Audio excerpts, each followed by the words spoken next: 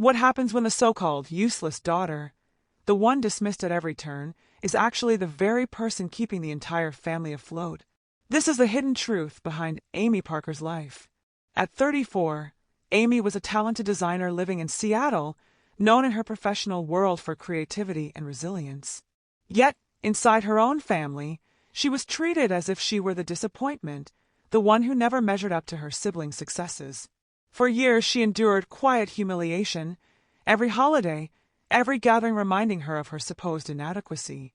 But beneath that silence, Amy carried a secret role. While her parents and siblings believed she was fragile, she was the one covering their hidden financial cracks. She had paid debts no one admitted to, supported dreams no one credited her for, and kept the family's image intact without ever demanding recognition. And then, on one unforgettable Christmas night, that invisible sacrifice could no longer stay hidden. A single revelation would shatter years of misunderstanding, exposing who had truly held the family together all along. For Amy Parker, the night that should have been ordinary became the moment everything changed. Amy Parker was 34, a woman who had carved out her own path as a graphic designer in Seattle's thriving tech industry. To her colleagues and clients, she was a success story, creative, reliable, and innovative. But to her family, she was something else entirely. In their eyes, she was the daughter who had chosen a frivolous career, the one who drifted toward art instead of mathematics, contracts, or engineering. While her younger sister Sophia built a career as a lawyer and her older brother Daniel thrived as an engineer, Amy's achievements rarely made it past polite acknowledgement at family gatherings. Her mother, Evelyn, often compared the siblings with pride reserved only for Daniel and Sophia. Her father, George, was less vocal, but his silence spoke clearly enough. What her family didn't know, or perhaps refused to see, was the quiet way Amy had woven herself into their lives. Behind the scenes, she had been the one holding the fragile threads together. When her parents faced the risk of losing their home because of a missed mortgage payment and mounting late fees, Amy stepped in. She transferred the money quickly, never explaining, never asking for thanks. When Sophia struggled with an unexpected student loan that threatened her stability early in her career, it was Amy who quietly sent the funds, letting her sister believe she had just been granted a favorable extension. When Daniel landed in the hospital after an accident, staring down a mountain of medical bills, Amy paid them off without hesitation, knowing he needed to focus on recovery, not debt. She didn't tell anyone. There were no confessions, no moments of claiming credit. Instead, Amy carried those contributions like invisible weights, hidden from view, but essential to the balance of her family's lives. In truth, she had become the quiet architect of their comfort. Yet in the Parker household, her sacrifices did not translate into value. Her family continued to see her through the narrow lens of their expectations, an artist, impractical, indulgent, and somehow less than the siblings who wore their achievements like medals. For Amy, this invisibility had become a habit. She had trained herself not to expect recognition, not to hope for gratitude. She measured her worth in the small victories no one else noticed, the roof her parents never lost, the opportunity her sister was able to seize, the health her brother regained without financial ruin. These were her private triumphs, quiet reminders that her existence mattered in ways they could never fully understand. She had learned to measure her worth in quiet contributions, not recognition. And though her family dismissed her, Amy was the silent force keeping their world from collapsing, a truth they would one day be forced to confront. Christmas at the Parker household had always been a polished affair. Evelyn orchestrated every detail, from the silver polish to a mirror shine to the cranberry sauce that came from her mother's recipe, not a store-bought can. The family gathered in their familiar roles, each sibling presented like a carefully displayed ornament on the family tree.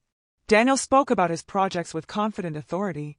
Sophia recounted her caseload with the sharpness of someone who knew her words carried weight, and George sat with quiet pride, listening as though his children's accomplishments were a reflection of his own legacy. Amy, seated at the far end of the table beside Ryan, felt the old familiar quiet settle over her like a second skin. She had brought Ryan into the space with the intention of sharing something monumental.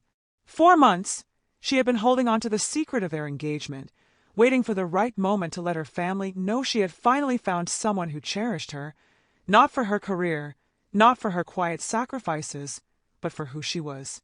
Tonight, she had told herself, was the night. Christmas was meant to be about unity, about joy, about the ties that bind. Surely even Evelyn would soften at the news of a daughter's happiness.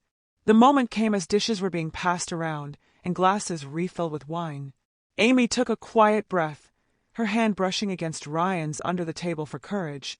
She began, her voice steady but warm. "There's something I'd like to share.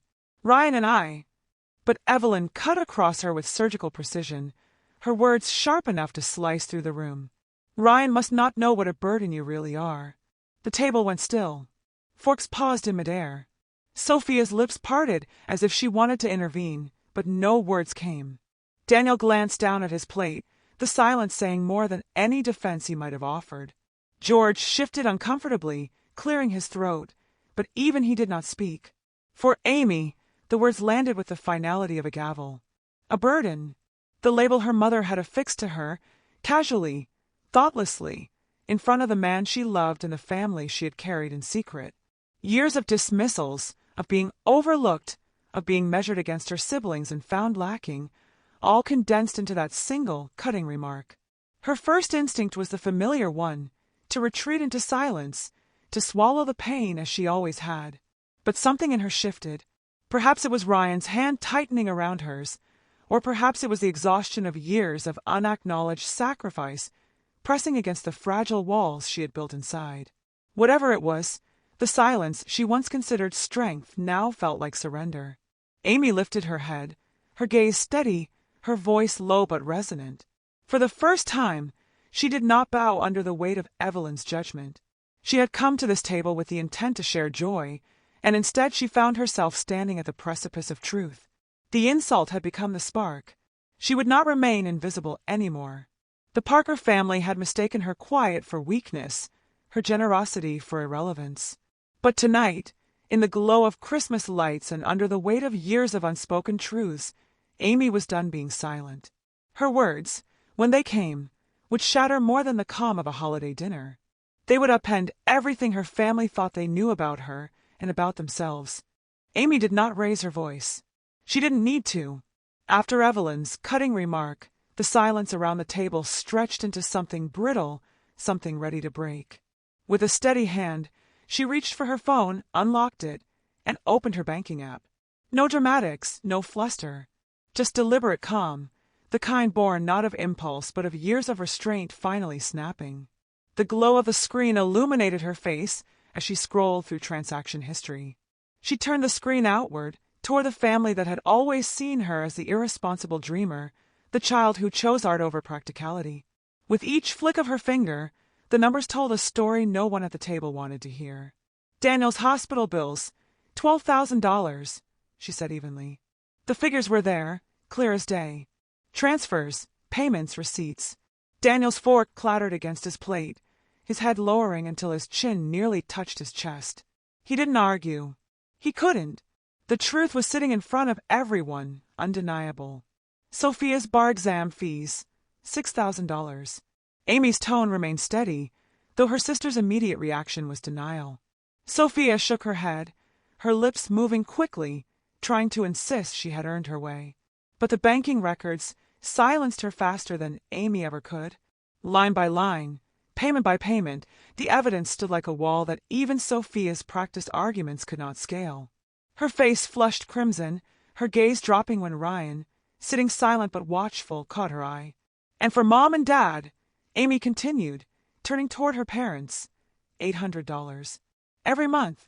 Mortgage late fees, grocery cards, utility bills, quiet lifelines you never saw because I never asked you to. Evelyn stiffened, her hands curling against the arms of her chair, but even she could not dismiss what was written in black and white. George's silence deepened into something heavy, the weight of unspoken guilt pressing against his chest. Finally, Amy lowered her phone, letting the air carry the impact of what she had revealed. Her voice did not shake, did not falter. It came out with the clarity of a final verdict. The bank of Amy is closed. Effective tonight. The words hung there, echoing louder than any argument, sharper than any insult Evelyn had ever thrown. For the first time in years, Amy was not defending herself. She was defining herself. The table was frozen. George stared into his wine glass, unable to meet his daughter's eyes. Daniel remained bowed, shame radiating off him in waves. Sophia's earlier defiance dissolved into silence, her hands fidgeting nervously with the edge of her napkin. And Evelyn sat upright, her face pale, her authority crumbling under the undeniable reality of her daughter's strength. It was Margaret, the family's matriarch, who broke the silence.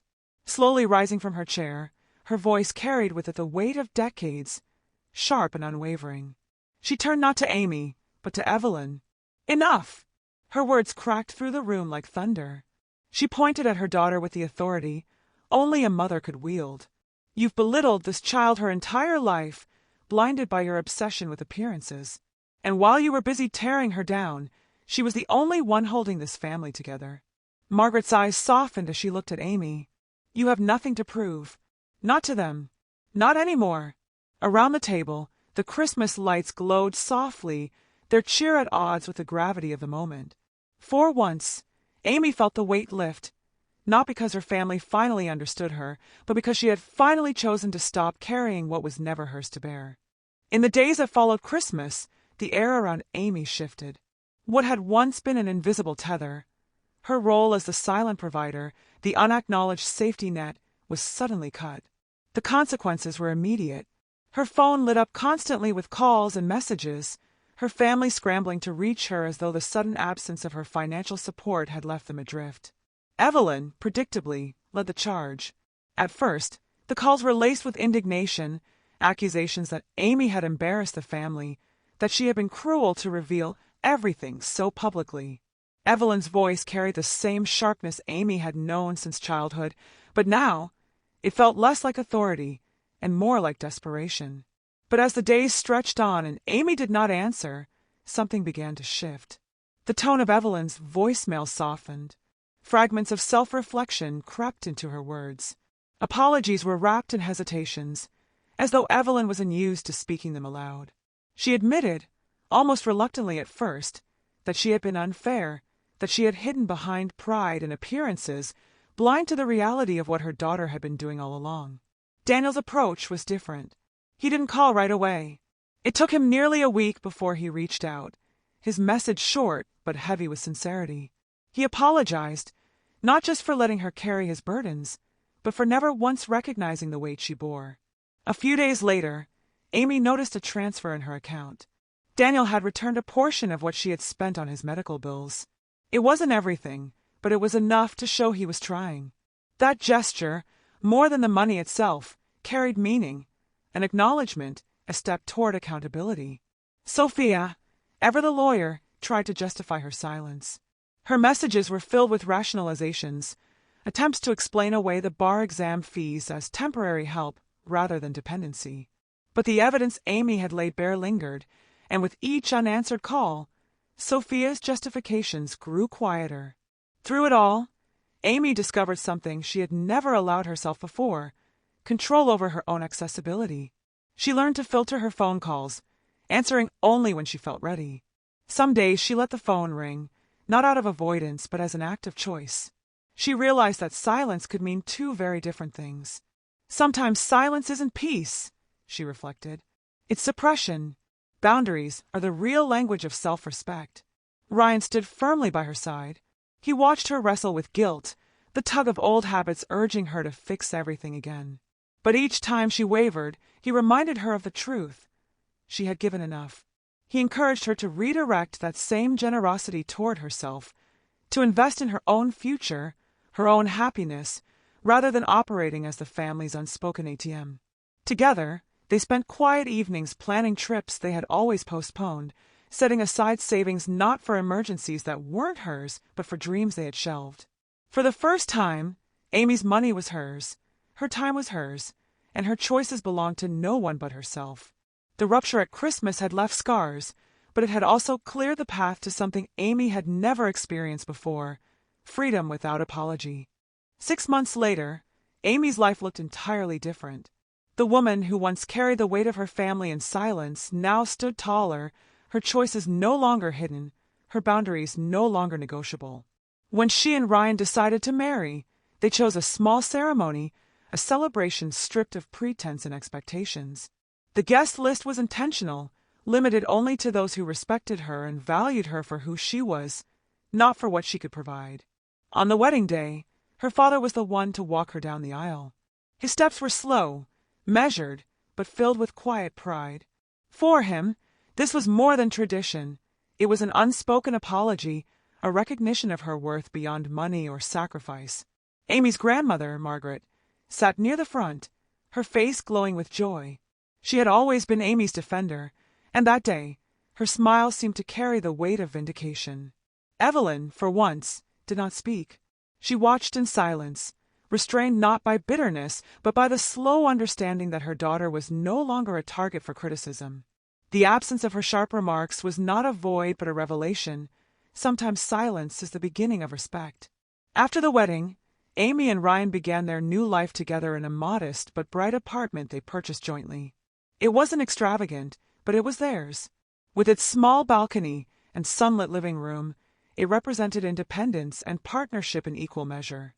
There, Amy opened a small creative studio, something she had dreamed of for years but never allowed herself to pursue while tied to her family's demands. Clients trickled in, projects grew, and with each step, Amy felt her identity expanding beyond the roles others had imposed on her. Meanwhile, her family slowly recalibrated their behavior. Daniel remained the most visibly changed. Gratitude replaced expectation, and his conversations with Amy became about life, health, and shared memories rather than financial requests. Sophia, though cautious, treated Amy with a newfound respect. She asked questions instead of making assumptions, offering acknowledgement where once there had been entitlement. Even Evelyn, though still learning, discovered the value of restraint. Each pause in her speech, each withheld criticism, spoke louder than the words she once wielded carelessly. Through it all, Amy internalized lessons forged in conflict. She understood now that her value had never been tied to how much she gave or how quietly she endured. True worth could not be measured in acknowledgement from others, but in the quiet confidence of living authentically. She realized, too, that boundaries were not acts of selfishness. They were the foundation of love that was sustainable, respectful, and mutual. Without them, affection turned into dependence. With them, it became something stronger. And most of all, Amy grasped that justice did not need to roar. It did not require spectacle or vengeance. The truth, spoken with clarity and lived with consistency, was powerful enough to reshape the entire rhythm of her family. By closing the bank of Amy, she had not closed the door on them entirely. She had opened a new one, where love existed without exploitation. Her story was no longer one of silent endurance. It was a story of transformation, of choosing self-respect over suppression, and of discovering that the quiet strength of boundaries could rewrite not just her future, but the dynamics of an entire family.